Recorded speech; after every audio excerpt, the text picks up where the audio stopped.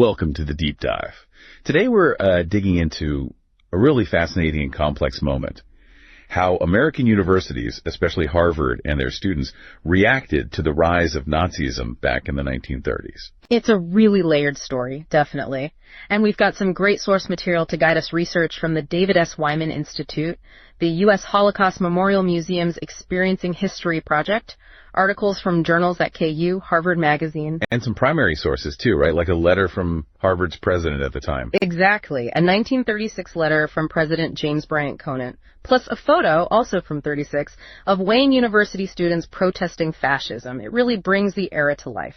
So our aim here is to unpack those reactions, everything from official university policy to, what students were doing on the ground, exploring the dilemmas they faced with this growing threat overseas. A threat to academic freedom, human rights. It was a huge challenge for higher education. Okay, so let's start with Harvard's leadership. Yeah.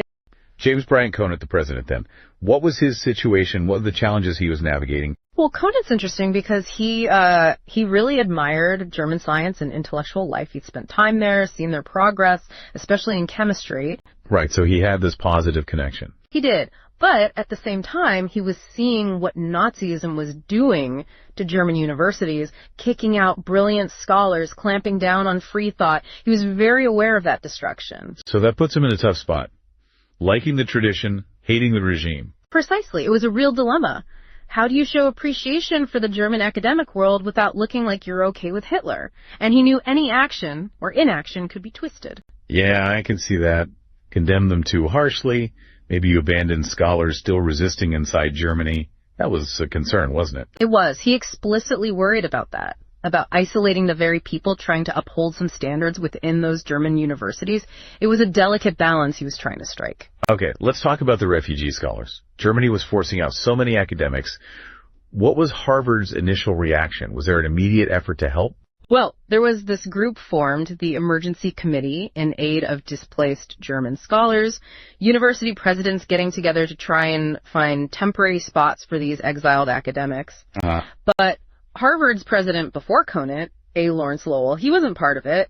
And our sources suggest, Lowell had some pretty clear anti-Semitic views. Right, there was that suspicion, wasn't there, that maybe Jewish groups were pushing this as propaganda. Mm-hmm. Which sounds awful now, but that was his perspective. Apparently so.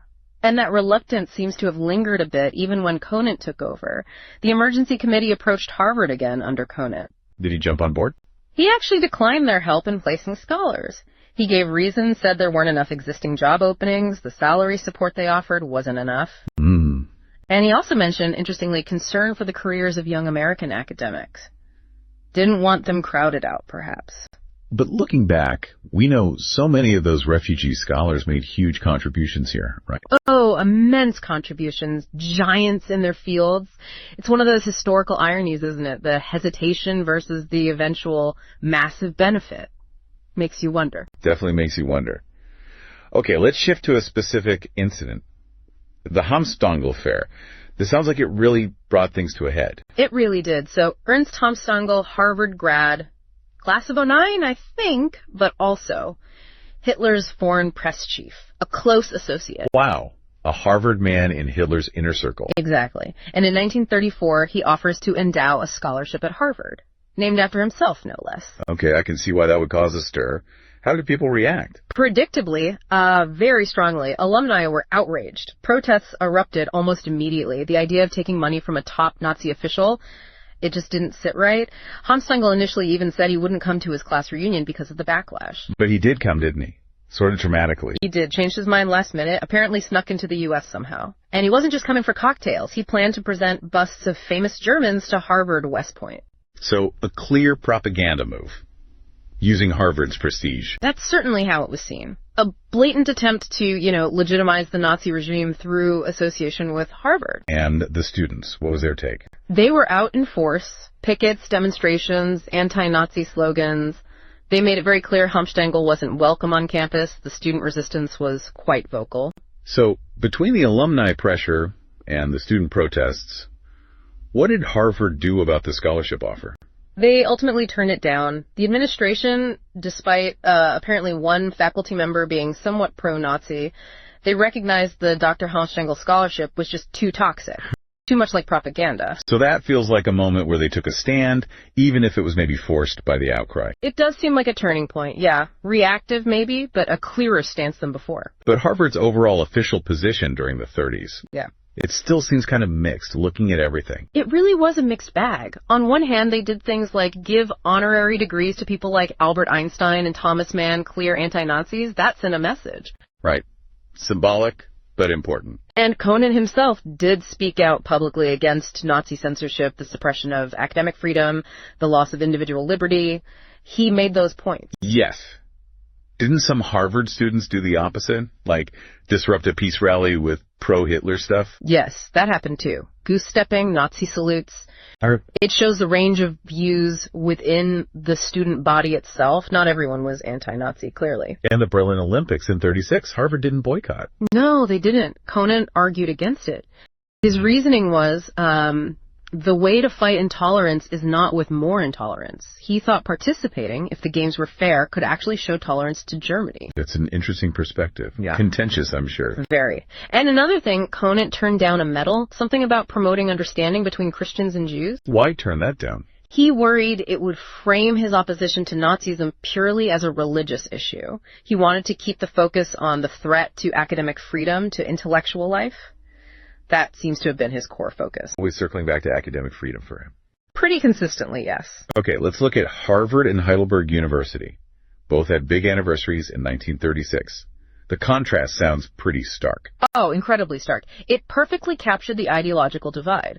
Harvard's 300th was all about celebrating free inquiry. His pursuit of truth, yeah. While Heidelberg's 550th, well, Heidelberg was thoroughly Nazified by then. It was basically a celebration of Nazi dogma.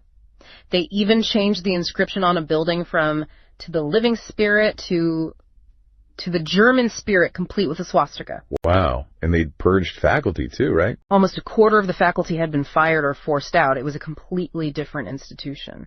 But Harvard still sent someone to the Heidelberg celebration, despite all that. They did.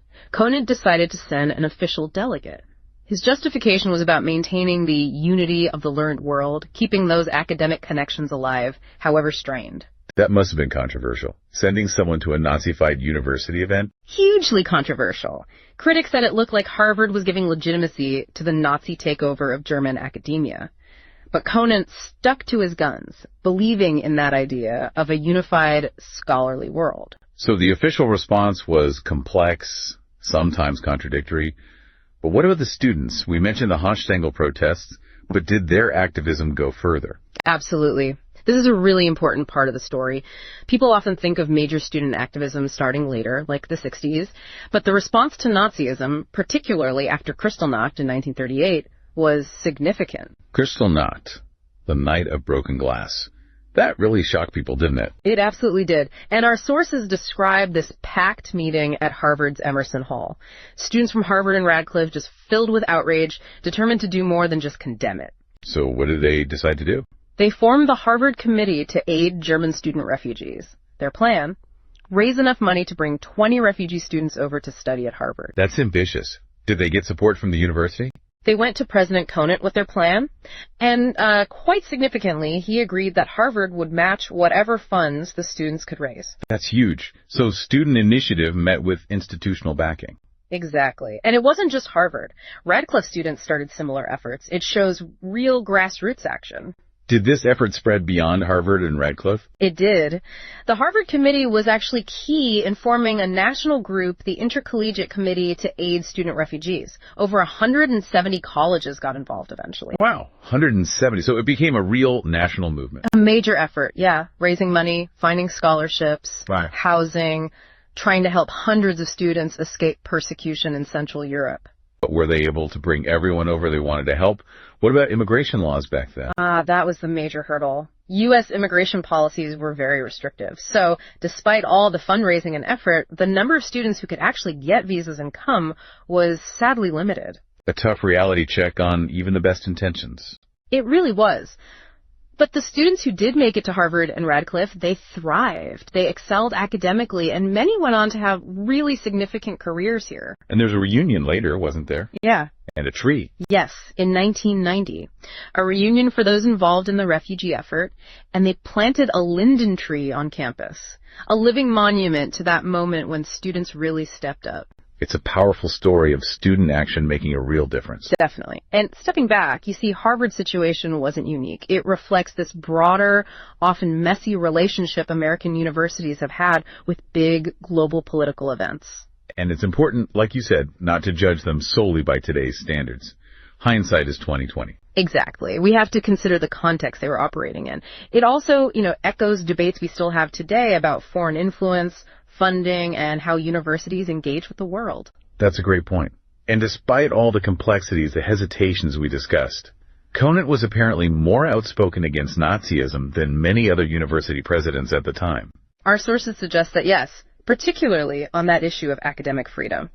He might seem inconsistent now, but compared to some peers, he was relatively vocal, framing it as a fundamental threat to what universities stand for. So, wrapping this deep dive up, we've seen the internal struggles at Harvard, the different reactions from leadership versus students, the really tough calls being made in a very turbulent time. Yeah, and hopefully for listeners, exploring this history gives some perspective on the challenges universities still face. Balancing values, political realities, humanitarian concerns. It's an ongoing struggle. Which brings us to that final thought to leave people with. Given everything we've discussed about Harvard and Nazism, the dilemmas, the controversies, the moments of action and inaction, how should we think about universities today facing global injustices or threats to academic freedom? What are those modern-day dilemmas? What lessons can we actually draw from the 1930s for today? Definitely something to chew on. It really is a conversation that's as relevant now as ever.